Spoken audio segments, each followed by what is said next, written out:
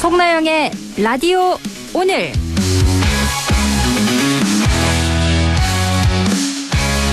여러분 안녕하십니까? 송나영입니다. 수사와 기소를 나누겠다는 약속.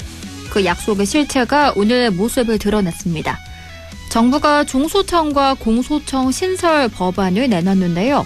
중소청은 부패, 경제, 선거, 내란, 외환까지 9대 중대 범죄를 전담하고 공소청은 수사에서 손을 떼고 공소 유지에만 집중하는 구조입니다. 권한 분산과 견제를 내세운 정부의 개혁 청사진입니다. 하지만 법안이 공개되자 정치권의 반응은 엇갈리고 있는데요. 특히 중소청 내부에 변호사 자격을 가진 수사사법관을 두는 이원화 구조를 두고 이름만 바꾼 제2의 검찰청 아니냐는 비판이 거세게 나옵니다.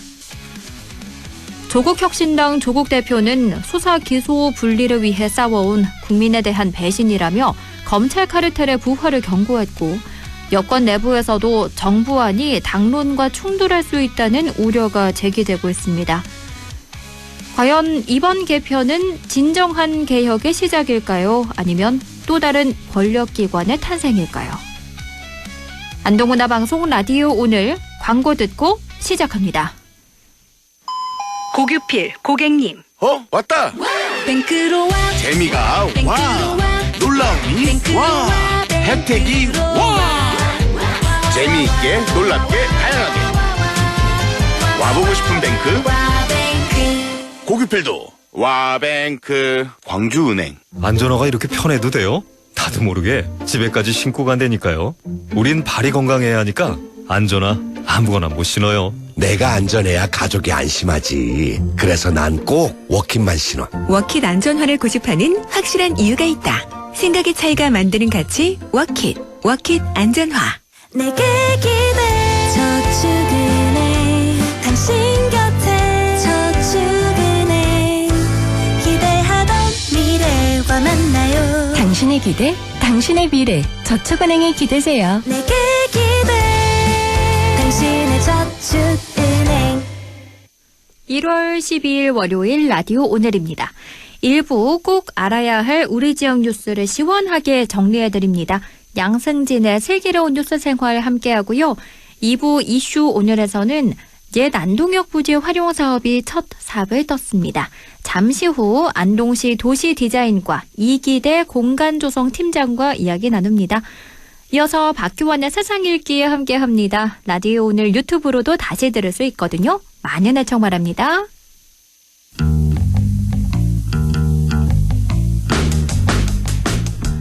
꼭 알아야 할 우리 지역의 뉴스를 시원하게 정리해드립니다. 양승진의 슬기로운 뉴스 생활 시작합니다.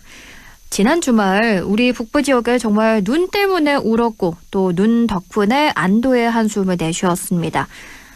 토요일이죠. 10일 오전 서산 영덕고속도로 남상주 나들목에서 블랙아이스 추정 대형 추도 사고가 나서요. 5명이 사망했고요.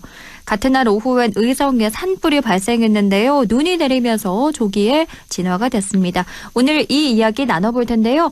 매일신문 양승진 기자 연결합니다. 안녕하세요. 네, 안녕하세요. 지난 주말 사이에 정말 눈이 펑펑 내렸어요. 일단 블랙아이스 교통사고 얘기부터 해볼게요. 비슷한 시각에 인접 구간까지 동시다발적으로 사고가 발생했어요. 네, 지난 10일 오전 6시 20분쯤 서산 영덕고속도로 영덕방향 남상주 나들목 인근에서 가드레일을 들이받고 멈춰있던 승용차를 피하려던 화물차가 도로 밖으로 추락을 했습니다. 이 사고로 화물차 운전자 40대 A씨가 숨졌고요. 또 이후 같은 구간을 중심으로 연쇄 추돌 사고도 발생을 했는데요. 청주 방향 남상주 나들목 인근에서 트레일러가 앞서가던 차량을 들이받으면서 자중 추돌 사고가 발생을 했고 이 과정에서 소나타 승용차가 추돌 사고로 탑승자 4명이 모두 숨졌습니다. 그리고 이날 오전 6시 35분쯤에는 청주 방향 남상주 나들목 인근에서 SUV가 트럭을 추돌한 뒤 가드레일과 충돌하면서 전소됐습니다. 총 3건의 사고로 이 일대 양방향에선 차량 16대가 다중 추돌하고 5명이 숨졌습니다. 정말 아찔했고 또 안타까운 사고였는데요. 블랙아이스가 사고를 유발한 요인으로 추정되고 있다죠? 네, 블랙아이스는 도로에 비나 눈이 얼어붙으면서 발생하는 결빙을 이야기를 합니다. 현재 경찰은 블랙아이스로 인해서 사고가 난 것으로 보고 정확한 경위를 조사 중인데요. 사고 당시 이 일대에는 1mm 수준의 약한 비가 내렸고 또 최저기온이 영하 3도로 블랙아이스가 발생하기에는 최적의 조건이었습니다. 이 블랙아이스는 맨눈으로는 단순히 구별하기가 어려운 데다가 새벽 시간대 교량이나 강인접 구간 또 그늘진 곳에서 국지적으로 발생하는 경우가 잦습니다. 이번에 사고가 발생한 것도 해당 조건에 해당하는 것으로 전해지고 있고요. 이러다 보니까 블랙아이스 위험 구간을 지정을 하고 체계적으로 관리를 해야 한다. 이런 목소리도 나오고 있습니다. 그러니까요. 매해 이런 블랙아이스 사고 소식이 들리는데요. 아마 지난 2019년 12월로 기억을 하는데 당시에도 군위군 상주 영천고속도로 달산교 지점에서 양방향 추돌 사고가 났었고 40명이 다쳤었거든요. 이렇게 블랙아이스 사고가 발생하면 정말 큰 인명피해가 나서 큰 문제인 것 같아요.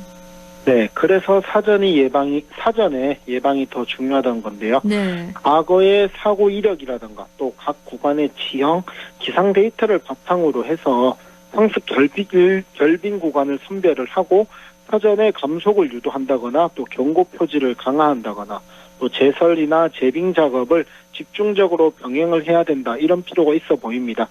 선제적인 도로 관리뿐만 아니라 운전자 역시도 충분한 차간 거리를 확보를 하고 급브레이크와 같이 급조작을 자제를 해서 빙판길의 사고 발생 위험을 줄여야 하고요. 이렇게 눈이 오면 늘 이야기 나오는 게 제설 작업이에요. 이번 사고 때는 제설 작업이 제때 이루어졌나요?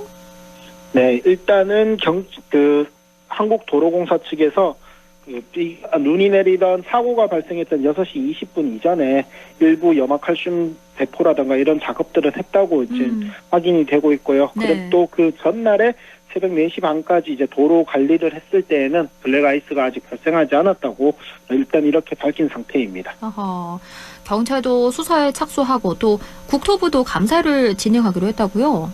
네, 국토교통부는 도로 제설 업무 수행 요령에 따라서 기상예보 시 강설, 강우 등으로 도로 살얼음 우려 예보가 있을 때는 대기온도 4도 이하, 또 노면온도 2도 이하로 온도 하강이 예상되고 또 비가 내리기 시작할 때 등 상황에 따라서 제설제 예비 살포를 실시하도록 하고 있습니다. 네. 하지만 도로를 관리하는 한국도로공사는 사고 발생 구간에 제설제는 뿌리지 않았다 이런 것들도 확인이 되고 있고 네. 그러다 보니까 국토교통부는 이와 관련해서 관리 소홀이라든가 또 절차 미이행 여부에 대해서 감사를 하고 그 결과에 따라서 조치를 할 계획입니다. 네. 이 또 감사와 별개로 이제 경찰 수사도 이뤄지게 되는데요. 경찰은 오늘 일단 전담 수사팀을 꾸렸습니다. 사고 원인을 먼저 상주경찰서 교통과가 수사를 하게 되고요. 또 차량 블랙박스 영상이나 운전자 진술을 토대로 해서 사고 차량 간의 충돌 원인 그리고 각 사고 간의 관련성도 집중적으로 살펴볼 예정입니다. 새벽 6시쯤부터 제설 작업은 했지만 해당 구간에는 제설제를 뿌리지 않은 걸로 확인이 된 상황이라고 짚어주셨습니다. 이렇게 갑자기 내린 눈으로 큰 사고가 났던 경북인데요. 산불도 빼놓을 수 없어요. 주말 사이에 갑자기 의성에 산불이 났는데 이번에 눈이 내리면서 좀 진화에 도움이 됐던 것 같아요. 어떤 상황이었죠? 네, 지난해 3월 이제 초대형 산불 피해를 입었던 경북 의성에 또다시 큰 불이 나면서 주민들이 놀란 가슴을 쓸어내렸다고 할 수 있을 것 같은데요. 지난 10일 토요일 오후 3시 14분쯤 의성군 의성읍 비봉리 해발 150m 야산에서 원인을 알 수 없는 산불이 발생을 했습니다. 산림당국은 산에서 연기가 올라온다라는 신고를 접수하고 진화 헬기 10대와 차량 51대 등을 투입을 해서 진화 작업을 벌였는데요. 불은 강풍을 타고 확산하면서 발생 1시간여 만인 오후 4시 30분 기준 산불 영향구역만 약 60헥타르에 하선은 약 4km에 달할 정도로 급격히 확산을 했습니다. 그래서 한때 주민 대피령까지 내릴 정도로 이 산불이 심각했었는데 다행히 저녁 무렵부터 눈보라가 몰아치면서 확산세가 꺾였고 진화에 성공을 했습니다. 산림당국과 소방당국은 이날 오후 6시 30분을 기해서 불 진화를 선언을 하고 완전히 뒷불 감시 체제로 전환을 했고요. 그리고 이제 11일 날 어제 일출 이후 헬기나 장비 등을 투입을 해서 잔불 진화 작업을 했고 현재 산불 영향구역은 약 100헥타르로 조사되고 있습니다. 다행히 인명피해는 발생하지 않았고요. 그렇군요. 이번 주말에 일부 지역에서는 강풍주의보도 내려질 만큼 바람도 굉장히 거셌어요. 그런 만큼 강풍을 타고 불이 재빠르게 확산을 했는데 이번에 눈이 정말 펑펑 내렸다 보니까 빠르게 진화를 할 수 있었던 것 같아요. 네, 결정적 변수는 역시 기상이었습니다. 이 수분을 많이 머금은 젖은 눈, 습설이라고 그러는데 습설이 때맞게 내려주면서 확산하던 산불을 진화하는 데 큰 역할을 했습니다. 하지만 산림과 소방당국도 지자체의 노고 또한 간과할 수는 없을 것 같은데요. 이번 산불은 우선 초기 풍속이 호속 6.4m 정도로 강풍이 불었습니다. 다행인 점은 지난해 산불과 비교를 했을 때 바람 방향이 급변하지 않고 비교적 일정하게 유지된 점이 큰 차이라고 할 수 있을 것 같습니다. 지난해 산불 당시에는 초속 17m에 달하는 강풍이 시때때로 방향을 바꾸면서 이른바 도깨비 불이라 불릴 정도로 바람을 탄 산불이 여기저기로 날아다녔었습니다. 다행히 이번에는 그런 것들이 없었고요. 또 이제 바람 방향이 일정하자 진화당국은 방호선을 선제적으로 구축을 하고 불길이 인접지역으로 넘어가는 것을 차단을 했습니다. 또한 야간에 헬기 운용이 제한되는 점을 고려를 해서 직접 진화대원들이 산에 올라 지상 중심으로 진화 작업을 벌인 점도 발빠르게 대응을 했고 그러다 보니까 이제 추가 확산을 막은 요인으로 보여집니다. 지난 3월 불은 사람이 낸 인재였는데요. 이번 불은 왜 났던 건가요? 네, 의성군은 산불이 완전히 진화되면서 정확한 화재 원인 조사에 착수를 했는데요. 산불 원인 수사는 일단 의성군 산림과 특별사법경찰이 맡아서 주민 진술이나 현장 상황을 토대로 정확한 발화 지점과 원인 등을 이제 확인을 하게 됩니다. 그런데 이제 산불 발생 초기에 산 중턱에서 산불이 발생했다. 또 쓰레기를 소각하다가 불이 난 것 같다. 밭에서 불이 시작됐다. 뭐 이런 현장 주민들의 목격담이 있었던 것으로 전해지고 있거든요. 네. 이에 이제 의성군 산림특별사법경찰은 불법 소각 여부를 중심으로 정확한 산불 발화 원인을 조사할 계획입니다. 지난해 3월 의성을 비롯해 안동, 청송, 영양, 영덕 등 경북 북동부권 5개 시군에서 발생한 초대형 산불 당시에도 안개면 용길이 야산에서 가수원 영농 부산물을 태우다가 산불이 발생해 확산한 바 있습니다. 이번 화인 역시 쓰레기 소각 때문이다 이런 말이 나오고 있는 상황입니다. 겨울철에요. 화기 취급 정말 주의해야겠죠? 네, 산림인접지에서는 절대 불을 지펴서도 안 되고 또 화기를 휴대해서도 절대 안 될 것 같습니다. 산불 원인 행위자는 산림보호법 제53조에 따라 3년 이하의 징역 또는 3천만 원 이하의 벌금에 처해질 수 있는데요. 법적 처벌뿐만 아니라 수많은 재산 피해 또 인명 피해를 야기할 수 있는 만큼 한 번쯤이야 괜찮겠지와 같은 그릇된 판단 말고 무조건 주의를 하고 또 예방을 하는 자세가 필요해 보입니다. 그리고 아직 겨울철이 다 끝나지 않은 만큼 얼마나 자주 눈이나 비가 내리고 또 도로가 얼어붙을지 모릅니다. 그만큼 위험 요소가 도사리고 있다는 의미이기도 한데요. 개인의 안전은 스스로 지킨다는 생각으로 항상 안전운전 그리고 방어운전 이렇게 조심을 해서 블랙아이스 사고와 같이 발생하면 대형 사고로 이어질 수 있는 위험으로부터 스스로를 보호할 수 있도록 해야 할 것 같습니다. 맞습니다. 나는 아닐 거야, 나는 괜찮을 거야 이렇게 생각하시면 안 되고요. 운전 여유롭게 차간거리 잘 유지하면서 안전하게 운행하시기 바랍니다. 지금까지 매일신문 양승진 기자와 함께했습니다. 고맙습니다. 네, 감사합니다. 라디오 오늘 2부에서 뵙겠습니다.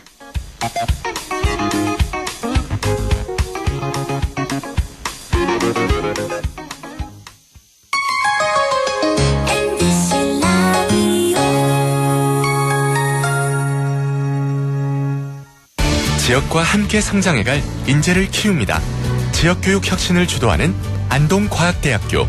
새로운 도전을 위한 성인학습자 평생직업교육. 해외 우수인재 지역정착을 위한 명품 교육과정 혁신. 대학이 지역의 미래다. 혁신을 주도하는 안동과학대학교. 아, 땡긴다 땡겨. 매콤새콤 달콤한 맛. 뭐 주면은 역시 땡기네 가오리. 장례식장 등 각종 대소사, 최고의 인기 메뉴 땡기네 가오리. 물이 생기지 않아 언제 어디서든 포장, 배달, 택배 모두 가능한 안동 땡기네 가오리. 054-852-4988. 가족과 함께 즐기는 영주 도심 속 힐링 온천. 영주 온천랜드와 영주 호텔. 하루의 피로를 내려놓고 쉬어가기 좋은 공간에서 온천, 사우나와 숙박을 함께 이용하실 수 있습니다. 숙박, 피트니스, 키즈카페, 찜질방까지 모든 것을 한 번에 즐기는 영주 온천 관광호텔, 영주 온천랜드. 한순간에 일어나는 금융사기, 예방과 대처법 알려드립니다. 첫 번째, 매일 문자 메시지에 있는 확인되지 않은 링크는 클릭하지 마세요. 개인정보 유출의 통로가 될 수 있습니다. 두 번째, 주민등록번호, 통장 비밀번호 등 개인정보를 전달하지 마세요. 대한민국의 공공기관에서는 전화나 문자 메시지로 개인정보를 요구하지 않습니다. 세 번째, 금융사기 피해가 의심된다면 112에 신고하고 해당 은행 고객센터에 전화하세요. 해당 계좌의 지급 정지를 요청할 수 있습니다. 네 번째, 금융사기 피해 금액에 대해서는 해당 은행을 방문하여 피싱사기 피해금 환급을 신청하세요. 다섯 번째, 은행의 보안 서비스를 적극 활용해 주세요. 확인되지 않은 PC에서는 이체가 안 되게 하거나 해외 IP를 차단하는 등 금융사기 예방이 가능한 서비스를 이용할 수 있습니다. 한순간의 클릭으로 일어나는 금융사기 예방과 대처법을 꼭 기억해 주세요.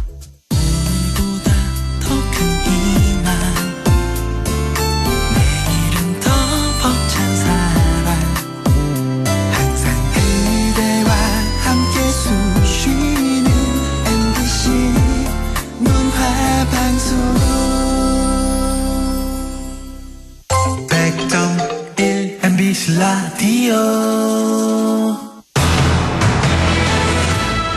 6시 21분 56초 지나고 있네요. 이슈 오늘입니다. 안동시가 옛 안동역 부지 활용 사업에 본격적인 시동을 걸었습니다. 지난 연말 기공식을 개최하고 본격적인 공사에 들어갔는데요. 옛 안동역사 부지와 폐선 구간을 시민을 위한 열린 공간으로 조성한다고 하는데요. 안동시 도시디자인과 이희대 공간조성 팀장 연결해 이야기 들어봅니다. 팀장님 안녕하세요. 네, 안녕하십니까. 안동시 공간조성 팀장 이기대입니다. 네, 반갑습니다. 예, 반갑습니다. 작년 12월 26일이죠. 구 안동역사 부지에서 역사적인 기공식이 열렸습니다. 지난 2020년 열차 운행이 중단된 이후에 유휴부지로 남아있던 옛 안동역 부지가 시민의 품으로 돌아가게 됐는데요. 기분이 어떠신가요? 예, 감회가 새롭습니다. 구 안동역사 부지는 민선 8기 출범 이후 중앙선 1942 안동역이라는 새로운 이름으로 부르고 있는데요. 네. 1942년 중앙선 개통의 역사적 상징성을 계승하겠다는 의지를 담은 것이죠. 1931년 경북선 개통까지 거슬러 올라가면 거의 100여 년 만에 시민의 품으로 돌아오게 된 것입니다. 예, 비록 시작은 일제의 수탈을 위한 철도였으나 이제는 안동인의 애환과 추억이 서린 이곳을 안동의 도시 미래를 바꾸는 새로운 전환점으로 만들겠다는 사명감을 가지고 있습니다. 네, 이번 사업에 총 475억 원이란 막대한 예산이 투입되는데요. 단순하게 공원을 조성하겠다 이걸 넘어서요. 구체적으로 어떤 그림을 그리고 계신가요? 예, 2026년부터 본격화될 본 사업은 단순한 환경정비가 아니라 도심의 구조를 재편하는 도시재생 인프라 구축 사업입니다. 크게 5가지 핵심 사업으로 구성되는데요. 네. 남북 연결도로 개설과 지하주차장 조성, 역사 건물을 활용한 문화도시 플랫폼 구축 사업, 그리고 2헥타르 규모의 기후 대응 도시숲, 그리고 옥야동 일원의 늘솔길 조성 사업입니다. 이러한 기반 시설들을 유기적으로 결합해 부지 전체를 녹지와 수변 공간이 어우러진 문화 관광타운으로 변모시킬 계획입니다.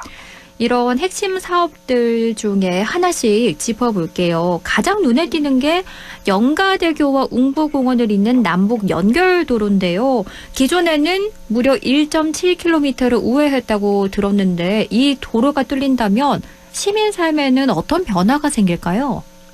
예, 많은 변화가 있을 거로 생각되는데요. 네. 그동안 안동역 부지는 원도심과 낙동강에 있는 강변지구 사이를 가로막는 거대한 섬과 같았습니다. 2000년에 정상 택지 개발 사업이 준공되어 도시 구조가 크게 바뀌었음에도 불구하고 220m의 철도 단절 구간 때문에 시민들이 1.7km를 우회해야 하는 큰 불편을 겪어왔죠. 남북 연결도로가 완공되면 안동대교에서 웅부공원까지 직선으로 연결되어 정화동과 원도심 간의 교통 흐름이 획기적으로 개선될 것입니다. 특히 설계 과정에서 기존 안동 역사 건물과 전차대 등 역사적 시설물의 훼손을 최소화하면서도 역정광장의 기형적인 신호 체계를 회전교차로로 전환해 교통 효율성을 극대화하는 데 중점을 두었습니다. 네, 남북 연결도로 개설이 핵심 사업 중 하나고요. 또 다른 사업이 지하 공영주차장 조성인데요. 지하 1층 규모로 257면의 공영주차장이 들어섭니다. 사실 원도심 주차 문제가요. 상권 활성화랑도 직결된 문제인데요. 어떤 점에 중점을 두고 설계하셨나요? 네, 과거 탈춘축제 기간에는 철도 부지로 인한 단절 때문에 축제 인파가 원도심 상권으로 유입되지 못하는 구조적 한계가 있었습니다. 예, 이번에 조성되는 지하주차장은 원도심의 고질적인 주차난 해소는 물론 인천각을 거쳐 와룡터널까지 이어지는 안동 관광의 거점 플랫폼 역할을 수행함으로써 관광객들의 원도심 접근성 향상과 체류 기간을 늘리는 데 중점을 두었습니다. 기술적으로는 지상 공간을 시민들을 위한 다목적 팝업 광장으로 온전히 돌려드리기 위해 주차장을 지하화하고 특히 일반 공법보다 기둥 간격을 넓힌 장지간 공법을 도입해 주차 편의성을 높이고 수용 대수를 늘렸습니다. 또한 지하 주차장에서 기존 플랫폼 하부의 지하보도, 향후 조성될 플랫폼 상가와 바로 연결되도록 보행 동선을 최적화했습니다. 그렇군요. 정말 단순히 환경을 정비한다 이게 아니라 도시의 구조를 재편하는 사업이다라는 게 이해가 됩니다. 그리고 말씀해 주셨던 사업 중에 하나가 늘솔길 산책로 조성인데요. 이곳은 어떤 공간으로 꾸밀 예정인가요? 예, 전체 구간이 800m에 달하는데요. 네. 위치를 보면 천리 고가교에서 그 자이 아파트 있는 안동철교 북단까지 구간이 되겠습니다. 예, 늘솔길 조성 사업은 철길 부지의 특징을 살려서 차량과 보행자가 완전히 분리된 안전하고 쾌적한 힐링 로드로 조성할 계획입니다. 약 800m 구간에 왕벚나무와 메타세카이어 등을 식재해서 도심 속 테마 숲길을 만들고 뮤직 벤치나 메모리 광장 같은 감성적인 공간도 배치됩니다. 특히 그동안 마을 경관을 저해했던 6m 높이의 철도 노반은 평탄화하여 주변 마을과의 접근성과 개방감을 높일 예정입니다. 과거 낙후되었던 철길 주변 지역이 이제는 도심에서 가장 활력 넘치는 산책 코스가 될 것입니다. 그렇군요. 이번에 또 하나 인상 깊었던 게 옛 안동역의 상징인 급수탑과 전차대, 플랫폼 같은 건 철거를 하지 않고 보존해서 활용한다고 들었거든요. 이런 건 예, 어떻게 문화관광 자원으로 녹여내실 계획인가요? 예, 중앙선 194의 안동역이 가진 역사적 정체성을 보존하는 것이 이번 사업의 핵심 가치 중에 하나입니다. 예, 12각형의 조형미를 갖춘 등록문화재인 급수탑은 그 상징성을 살려서 역사부지 전체를 조망할 수 있는 전망대로 활용할 예정이고요. 또한 철도 차량을 회전시키던 전차대라는 게 있습니다. 이 전차대 회전축의 특성을 살려가지고 이색적인 카페나 상징 조형물을 설치하는 창의적인 활용 방안을 마련하겠습니다. 플랫폼 역시 무궤도 열차 매표소나 상가로 활용해 과거와 현재가 공존하는 독특한 관광 명소로 만들겠습니다. 네, 이 부지가 앞으로 세계적인 문화 관광 타운으로 조성됐으면 하는데요. 우리 안동하면 역시나 안동 국제 탈춤 페스티벌 빼놓을 수 없는데 축제 기간에는 어떤 시너지 효과 기대하시나요? 예, 안동시는 2023년부터 중앙선 194의 안동역 부지를 축제 공간으로 활용하며 그 무한한 확장성을 이미 확인했습니다. 기존의 몽골 텐트 부스 위주의 획일적인 분위기의 축제에서 벗어나 숲과 물이 어우러진 자연 친화적인 공간에서 고유의 문화를 즐기는 도심형 축제의 새로운 모델을 제시할 것입니다. 축제 기간 외에도 이 대규모 녹지 공간은 시민들에게는 수준 높은 휴식처를, 관광객들에게는 안동의 새로운 랜드마크로서 강력한 집객 효과를 발휘할 것으로 기대하고 있습니다. 네. 완공 이후를 기대하는 시민분들이 참 많을 텐데요. 혹시 예. 하고 싶은 말씀 있으시다면 한 말씀 해주실까요? 예, 남북 연결도로와 지하주차장은 2027년까지, 늘솔길 조성 사업은 올해 말까지 차질 없이 완공하도록 하겠습니다. 뉴욕의 하이라인이 한때 철거 위기에 처했으나 시민들의 참여로 세계적인 명소가 되었듯 중앙선 194의 안동역 부지 역시 시민 여러분의 관심과 성원이 더해질 때 비로소 완성될 수 있을 것 같습니다. 100년 만에 시민의 품으로 돌아온 이 소중한 공간이 안동의 새로운 심장으로 다시 뛸 수 있도록 최선을 다하겠습니다. 네, 이렇게 오늘은 안동시가 옛 안동역 부지 활용 사업에 본격적으로 시동을 걸었다는 소식 살펴봤습니다. 오늘 말씀 잘 들었습니다. 고맙습니다. 예, 감사합니다. 지금까지 안동시 도시디자인과 이기대 공간조성 팀장 연결해 이야기 나눴습니다. 라디오 오늘에서는 청취자 여러분의 참여를 기다리고 있습니다. 우리 지역에서 발생한 사건 사고 소식이나 함께 토론하고 싶은 내용을 안동 MBC 홈페이지 라디오 오늘 게시판에 올려주시기 바랍니다. 전화와 문자 참여도 하실 수 있습니다. 전화는 851국에 7191번, 문자는 샵 0913번으로 보내주시면 됩니다. 문자는 단문 50원, 장문 100원의 정보 이용료가 있습니다. 여러분의 많은 참여 바랍니다.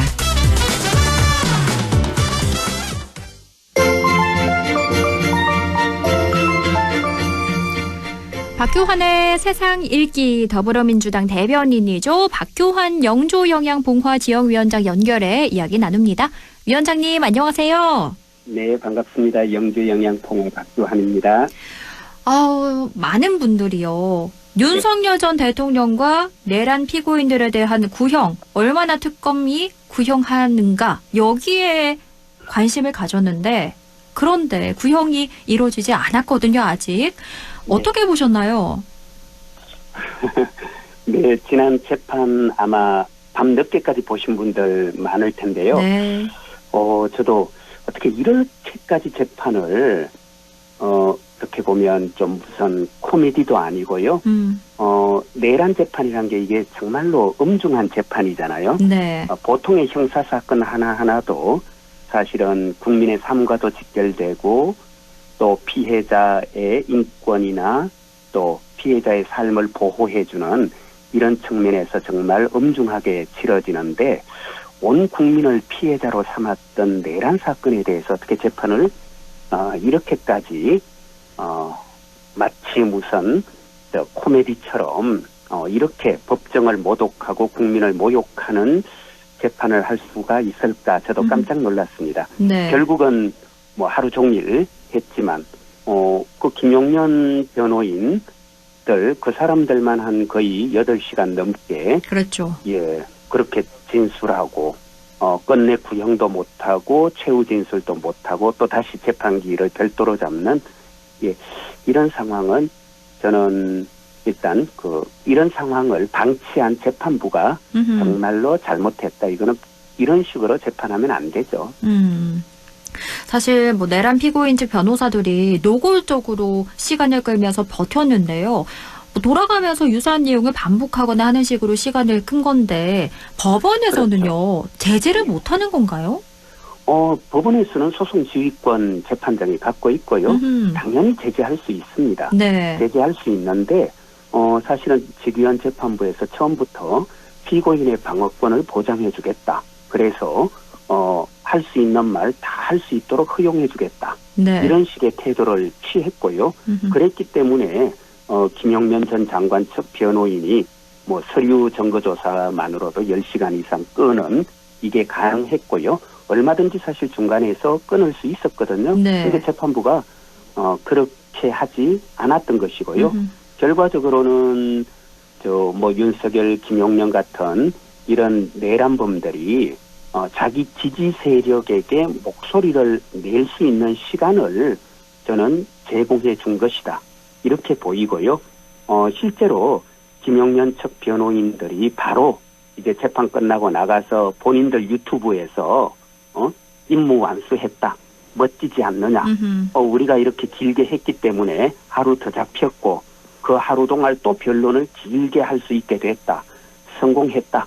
이런 식의 이야기들을 했더라고요. 그러니까 결국은 이 내란범들이 자기 지지자들에게 그렇게 말도 안 되는 이야기를 하면서 지지층을 결집시키고 국민을 모독할 수 있는, 그리고 사법정의와 법정을 모욕할 수 있는 시간을 저는 재판부가 제공해 준 셈이다. 그런 점에서 재판부가 여기에 대해서는 사실 책임져야죠. 네. 지기현 재판부, 물론 지금 와서 뭐 이제 마지막 결심 공판과 선고만 앞뒀기 때문에 당장에는 이 재판에서 뭐 지기현 재판부가 하차하지는 못한다 할지라도요. 네. 저는 이런 분이 앞으로 대한민국 법원에서 재판장 노릇하고 판사 노릇하면서 저는 재판 이끌어가는 것, 이거 계속 용인해 둬야 되느냐? 이거 심각하게 저는 뭐 한번 고려해 봐야 할 사안이다 이렇게 봅니다. 네. 애초에 지난주 금요일이죠. 9일에 결심 공판에서는 증거조사에 이어서 변호인 최종 변론, 그리고 내란 특별검사팀의 최종 의견과 구형, 또 윤 전 대통령 등 8명의 최후 진술이 진행될 예정이었는데요. 김용현 전 장관 측이 증거조사에 이 시간을 끌면서 이 계획했던 절차가 모두 어그러진 겁니다. 그런 만큼 그렇죠. 재판부의 소송 지휘를 지적하는 목소리도 계속해서 나오고 있다라고 짚어주셨는데요. 네, 형식과 그 절차도 문제지만요. 실제로 거기서 나왔던 내용도 보면은 네. 뭐 예컨대 노상원 전 정보사령관 측은 이른바 그 외 노상원 수첩 두고 혼자 술 마시면서 뉴스 보다가 적은 메모다. 거기에 왜 차범근이라는 이름이 이제 이른바 수거 대상, 체포 대상에 나오느냐. 아니, 손흥민을 보니까 차범근이 생각이 나서 수첩에 적었다. 이런 황당한 말을 했단 말이죠. 네. 그러니까 이건 결국은 뭐냐면요.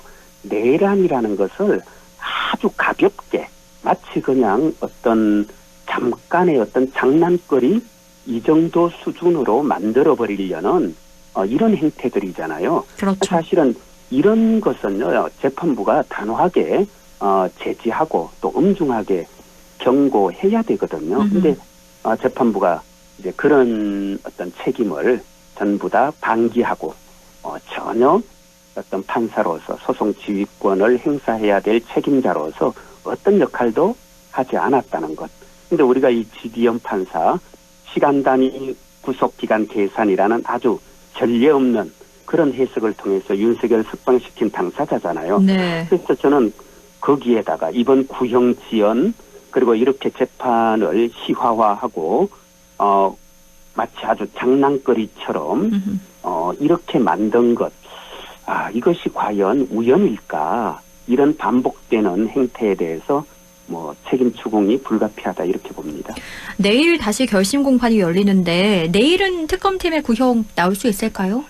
일단 재판부에서도 스스로 뭐 더 이상 지연은 없다. 그리고 2026년 1월 13일이 최종 기일이다.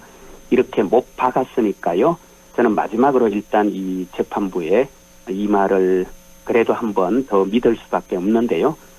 저는 일단 내일은 뭐 특검팀 구형 나올 것이다. 이렇게는 봅니다. 다만 앞서 말했듯이 윤 전 대통령 그러니까 피고인 측의 변호인들이 시간 벌었다. 하루 종일 변론할 수 있게 되었다. 했기 때문에요. 네. 또 하루 종일 그 말도 안 되는 그런 궤변과 또 국민 모욕적인 주권을 모독하는 그런 발언들을 또 이어나갈 것 같은데 정말 그걸 우리 국민이 들어야 하는지. 네. 예, 그래서 내일만큼이라도 저는 마지막 우리 재판부가 단호하게 어떤 소송을 좀 지휘했으면 하는 마지막 바람이자 경고처럼 좀 전하고 싶습니다.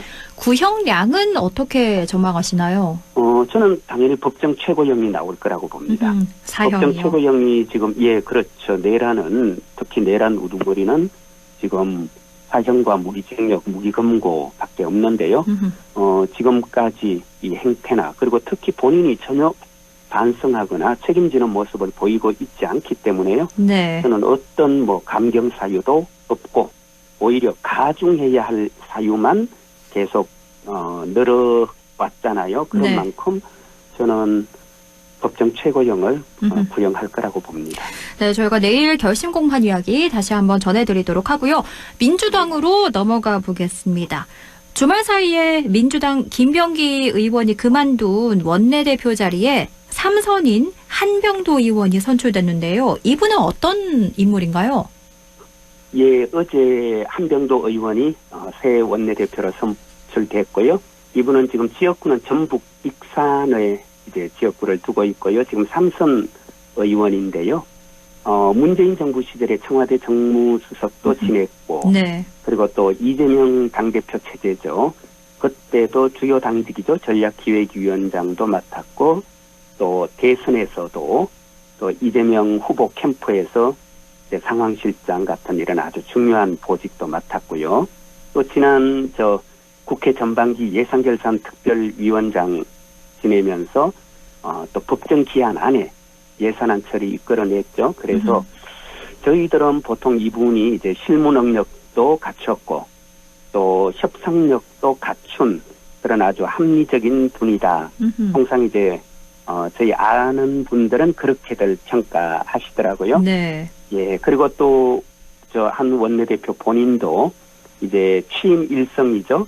당과 정부, 대통령실이 상시 청와대가 이렇게 소통할 수 있는 그런 체계를 마련하겠다라고 한 만큼 그 어느 때보다도 또 당정 그리고 청와대 이 사이에 뭐 소통을 또 잘 이끌어갈 것 같고요. 네. 무엇보다도 또 야당과도 아마 잘 대화하는 예, 그런 원내대표가 되지 않을까. 그래서 야당이 조금만 좀 협조해 준다면 네. 아마 뭐 국회 운영도 원활하지 않을까 하는 이런 기대를 좀 해봅니다.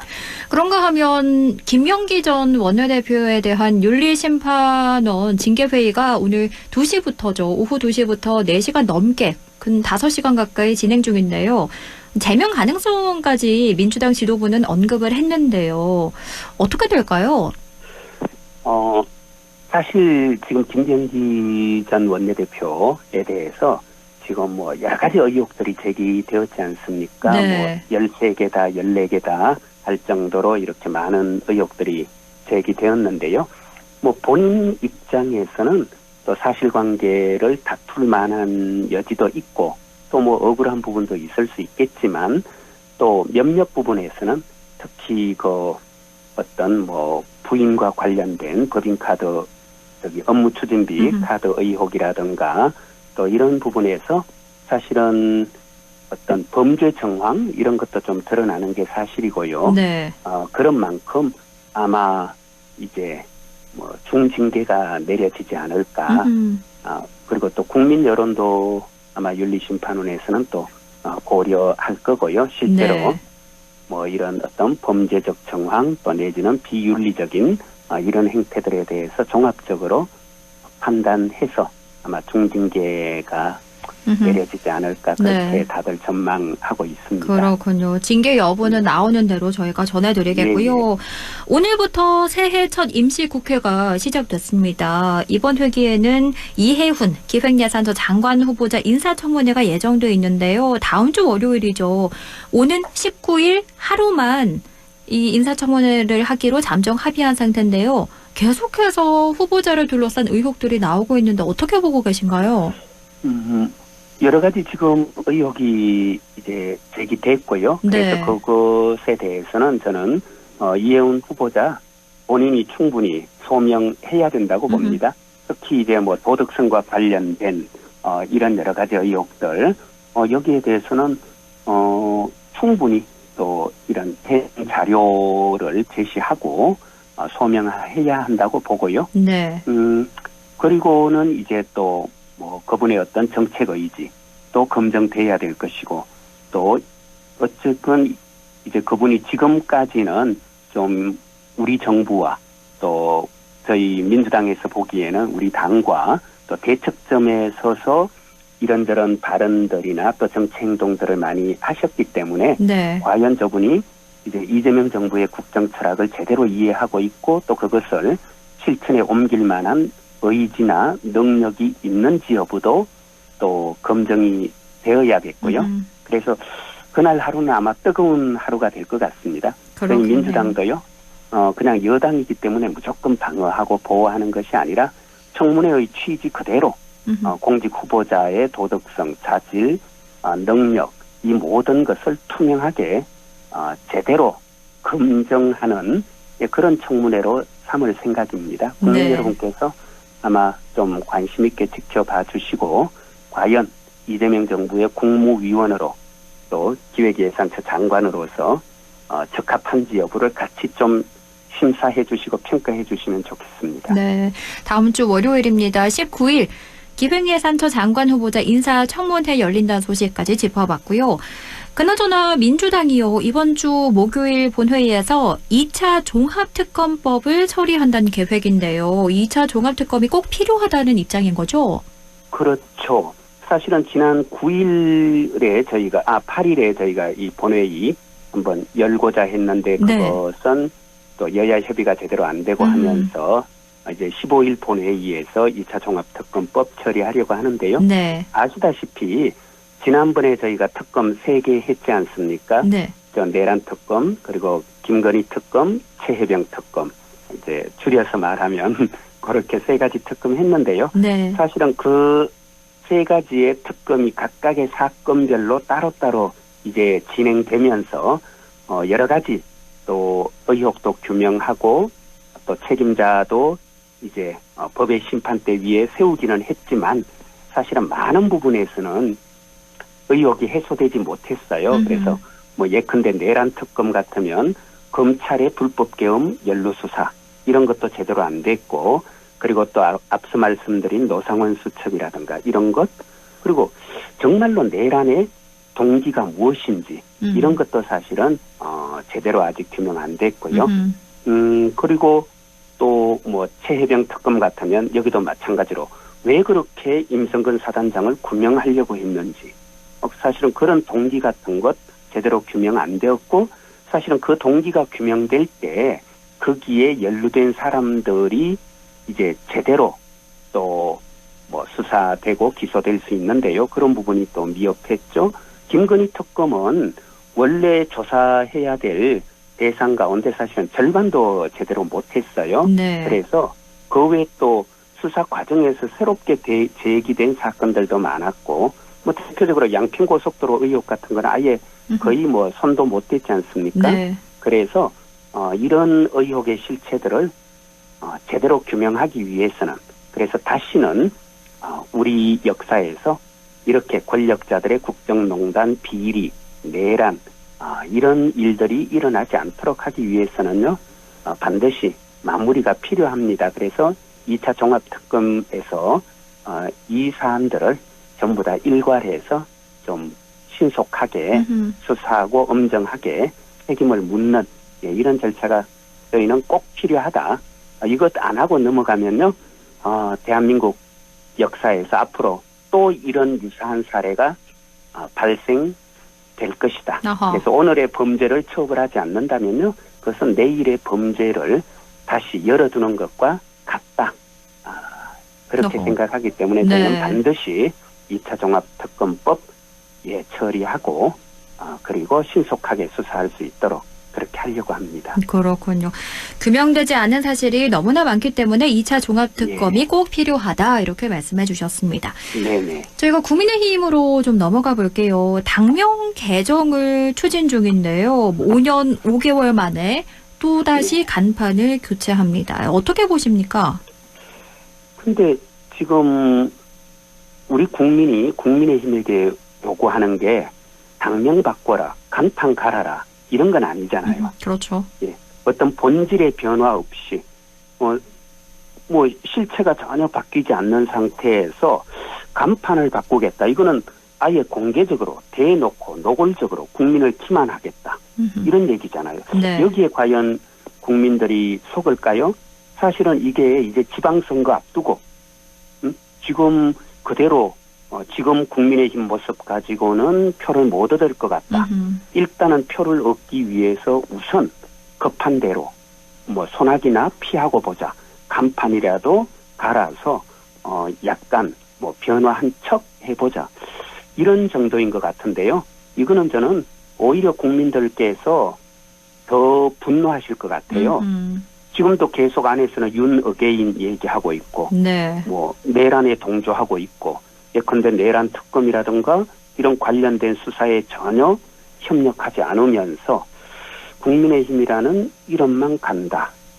그런다고 해서 저는 속아 넘어갈 국민은 없다. 괜히 이런 데에 에너지 낭비하지 말고 네. 진짜로 좀 국민 앞에서 성찰하고 책임지는 모습, 반성하는 모습 보이는 것이 오히려 지방선거 표 얻는 길이다. 네. 진짜로 좀 바뀌어 주시기를 그리고 좀 이렇게 진짜 변화해 주시기를 제가 정말 좀 부탁드리고 싶어요. 네. 36년간 7번이나 당명을 바꾼 국민의힘인데요. 실질적인 쇄신이 먼저 이루어져야 한다라고 비판해 주셨습니다. 네, 지금까지 더불어민주당 대변인이죠. 박효한 영주영양봉화 지역위원장과 함께했습니다. 고맙습니다. 네, 고맙습니다.